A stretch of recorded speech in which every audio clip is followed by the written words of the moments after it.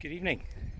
Just out for a walk this evening around the back of Morven. Walked down into Eddan and now walking up towards Cajar along the country lanes. Tractors chugging away in the background, birds tweeting, beautiful evening sunlight dappling through the trees. It's really, really lovely.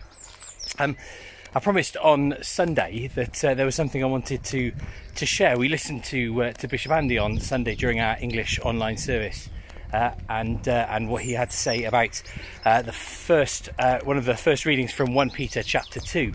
One of the other readings, which I've put on the description to this video, is from Acts chapter 2. And I said I wanted to share something about that, being absolutely mugged by midges at the moment. I said I wanted to share something about that because I think just as much as what Bishop Andy had to say from 1 Peter chapter 2 was deeply important for us to hear and be part of and to listen to. And 1 Peter is a really important letter, a piece of scripture for the church, not just at the moment but kind of through this period of time, period of history as well, I think. But Acts chapter 2 is really important as well, the very end of Acts chapter 2. It's the day of Pentecost. In fact, it's the evening at the end of Pentecost. Jesus rose 40 days ago. Easter Day was 40 days ago. He had appeared to his disciples. He had met with them. He had shown them his hands and his side. He had proved beyond any doubt in their minds that he was alive. He had changed their lives. He had changed their world for them. And then over the next few weeks, he had spent some time with them. He'd spoken to them. He'd taught them. He'd reminded them of things he'd said. And then he ascended into heaven, returning to the throne of heaven, returning to his Father's right-hand side, being greeted by a dog. Good evening. How are you doing? Very happy. Nice to see you. And then a few days after that, Pentecost arrived. The day of Pentecost, when the disciples were gathered together in the upper room, and the Holy Spirit came down upon them like tongues of fire on their heads, and again transformed them, transformed their world, transformed their ability to be those followers of Jesus that they already were. And on that day, just after that, Peter, surrounded by hundreds, thousands of people, stood up and declared to them who Jesus was and what Jesus had done, what Easter meant, what it was all about. And we read 3,000 were added to the number that day. 3,000 people became Christians on that very day, at that very moment. It must have been an absolutely remarkable thing. But what we read immediately after that is fascinating and really powerful, that they committed themselves. That new group of people, that enormous group of people, committed themselves. And they committed themselves to 4 things. To the apostles' teaching, to the sharing of fellowship, to the breaking of bread, and to prayer. 4 absolutely vital corners of our faith. Teaching, fellowship, breaking bread, and prayer. What were those 4 things? A little bit of a thought about what those 4 things were. Well, the apostles' teaching, it was listening to what the apostles had to say as eyewitnesses of Jesus' life, death, and resurrection. The ministry and teaching and power and salvation of Jesus. They had seen it. They had been there for it. They were eyewitnesses. They had touched him, touched the risen Jesus. They knew and they shared what he had told them. When Jesus at the ascension commanded them to go into all the world, he wanted them to baptize, to create new followers of Jesus, but to teach them everything that he had told them, to share everything that he had imparted to them with everybody else. And so that's what the church formed itself around. It formed itself around the teaching of Jesus through those who had met him, through the leaders of the church, the apostles, the leaders of the church at that time. I wonder what it would have been like if they just ignored it. Pretty useless, really. If they just formed this new group of people and ignored everything that they knew about the person that they were forming around. But secondly, fellowship. sharing their common life together. We go on in this passage to read some remarkable things about how they shared their life, how they lived together, almost as if they were one family. If you're one family, you don't think about what's yours and what someone else's necessarily. You see it as all together. With Ethan and Sophia at the moment, there's a lot of, but that's my what's it, that's my such and such. Whereas the reality is, it's ours. We share it together as a family. And these disciples, these followers of Jesus, were a family sharing their life together, sharing fellowship together, spending their lives together, living their lives together, sharing their experiences with each other moment by moment. The third thing, it's a bit of an uphill bit now, the third thing is the breaking of bread. That meal that Jesus gave them, having not written any books or anything, he gave them one thing, he gave them a meal. That meal which he gave them, they would reenact it, they would repeat it as they'd been told to do, as they'd been instructed to do by Jesus. They would take bread and they would break it. In their homes, as families, together, they would break bread. And in doing so, they'd be remembering what Jesus had done. Not just what he had done at the Last Supper, but what that symbolised that he then did on Good Friday, allowing his body to be broken, allowing all the brokenness of the world to rest on him so that it doesn't rest on us anymore. And that act of breaking bread was a declaration, a clarion call, a trumpet call to the world to say this is what it's all about. This is the very centre of my life. This is the very heart of who I am.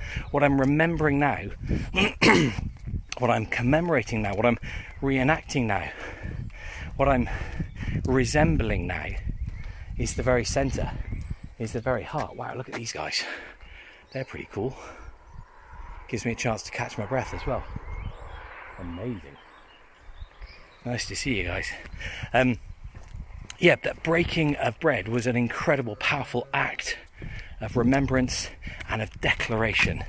A shout to the world, this is what it's all about. And then, fourthly, prayer. Prayer is that remarkable privilege and gift we have of being able to take part in the thing that Jesus has achieved. That joining together of heaven and earth, just crossing the road, so I'm going to be a little bit careful. A remarkable privilege to be able to speak with, not just to, but with our Heavenly Father, the God of heaven, the creator of the universe. Because of what Jesus has done, we speak with him, we hear from him, we interact, and heaven comes to be where we are in that moment, in that instant. It's an incredible thing. And it transformed the lives of those people. They committed themselves to those four things, and history changed. They were able, by those four things, to see and to meet with, to encounter the God of all history.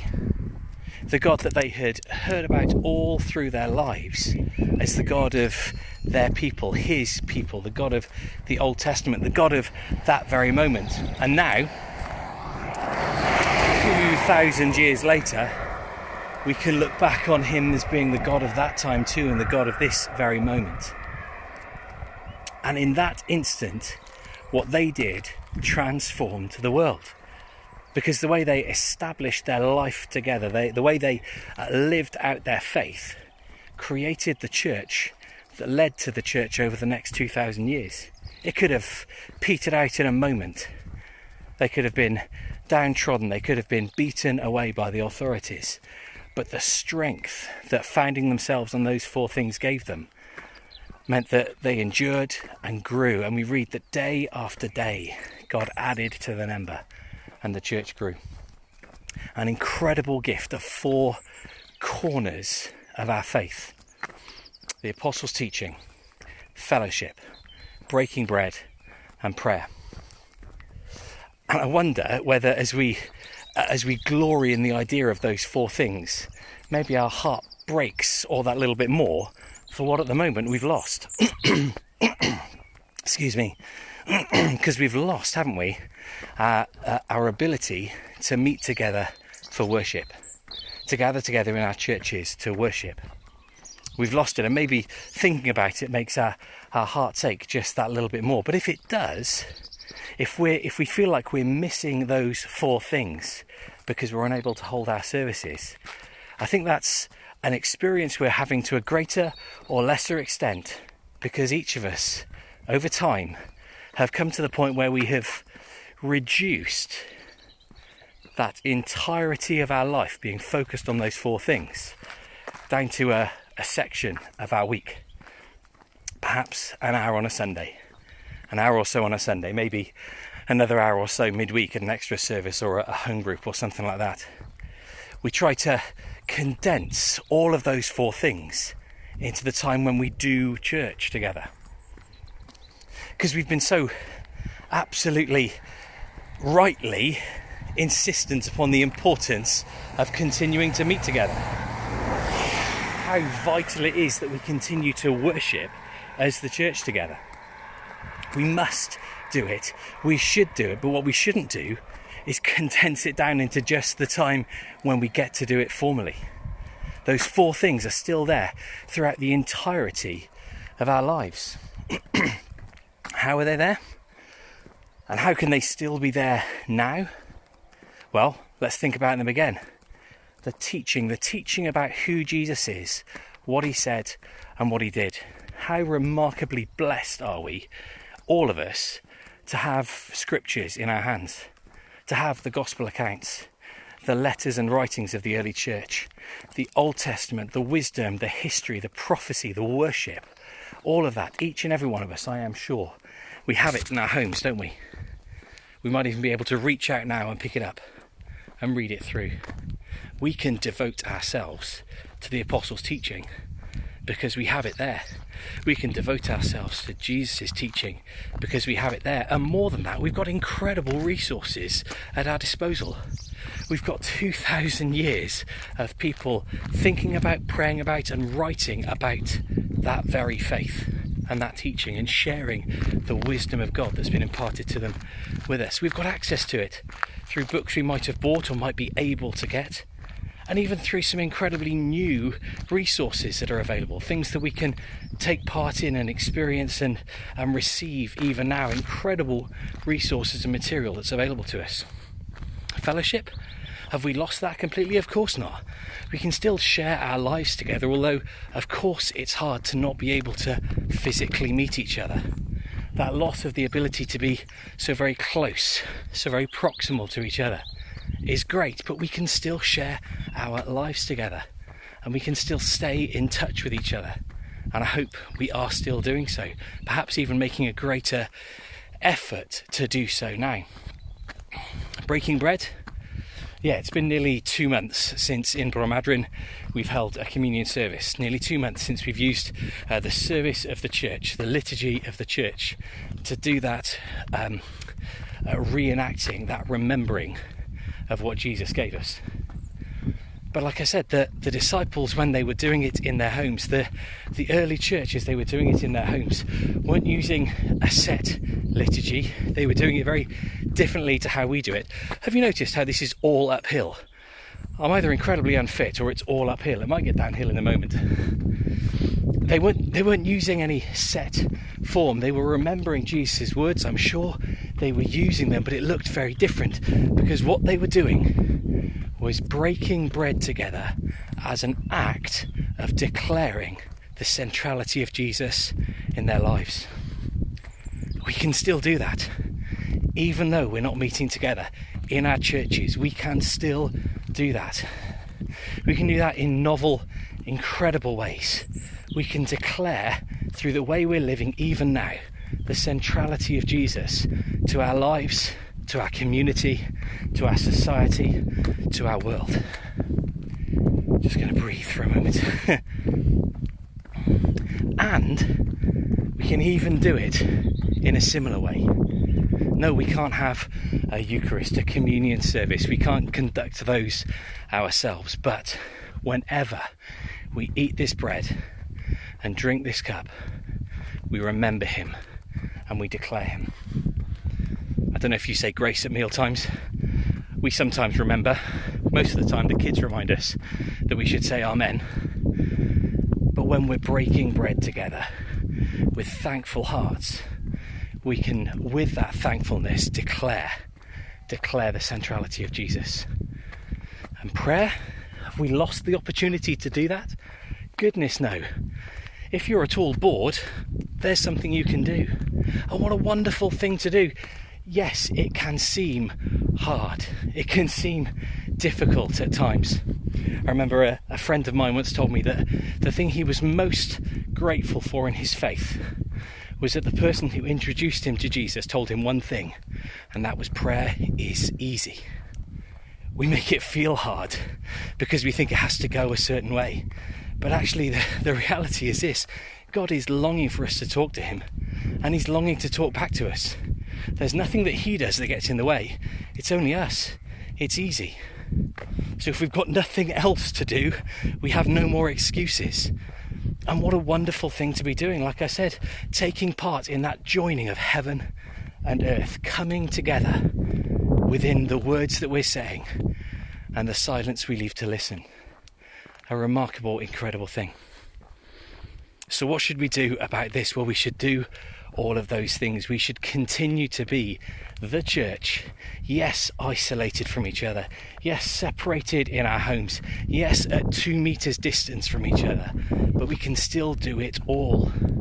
We can still do it all. We should take advantage of all of the things that we're trying to do, all of the Zoom meetings and all of the phone conversations, all of the online services if we can, all of the printed resources we're sending out, the audio CDs we're sending out, everything that we can do, let's take part in it. But let's remember that we can be the people who are creating it as well. We can be the people who are looking out to engage with the teaching of Jesus. We can be the people who are ringing each other up to share our lives with each other. We can be breaking bread and declaring the centrality of Jesus. And we can be living prayerful lives. We can do it all now. But one other thing I want to say, and then I'm going to breathe in. It's still uphill. I don't know where I'm going to end up. One more thing we can do, and that is make sure that when all this is over and we are allowed to go back to our churches, that we don't forget what we may have learned in this experience, that we don't let go of this remarkable opportunity that we have. This hasn't been created by God so that we learn this lesson, of course not, but goodness me, what an incredible opportunity we have to let go of some of the church baggage we might have and learn something more simple and fundamental, as they learnt on the day of Pentecost. When we go back to church, let's not forget this. Let's not just return back into that idea of let's condense it all into that hour on a Sunday. No, let's live this through the week, imperfectly as we will do it. And believe me, I do it imperfectly. As imperfectly as we'll do it, let's continue to do it. Let's be like that church on the day of Pentecost and commit ourselves to these things. Is there anything more important? I can't think of anything. Thanks for joining me on this walk. I hope you're not as out of breath as I am. I think I've reached the top. I can see downhill now. Maybe I should have waited till this point. I hope you didn't mind me sharing that with you this evening. Thanks for listening, and God bless you. Don't forget, tomorrow morning, if you wanted to, you can join us on Zoom for our coffee morning. The details about that are on our Facebook page, and a little bit later this evening will be on our website. But if you need to know more, then drop me a message, my email or Facebook Messenger, something like that. Give me a call and I can give you the details. That's tomorrow morning, 10 o'clock, our coffee morning. Thursday evening, we're starting the Bible course, again using Zoom, which you can either phone into or video into. It'd be great to have you for that. Get in touch with me for details for how to join us on that. And then more and more and more is going to be happening. Look, finally, it's downhill. Look, it's going to be easy now. Absolutely wonderful. There we go. Bless you. Great to share this time with you. Thank you.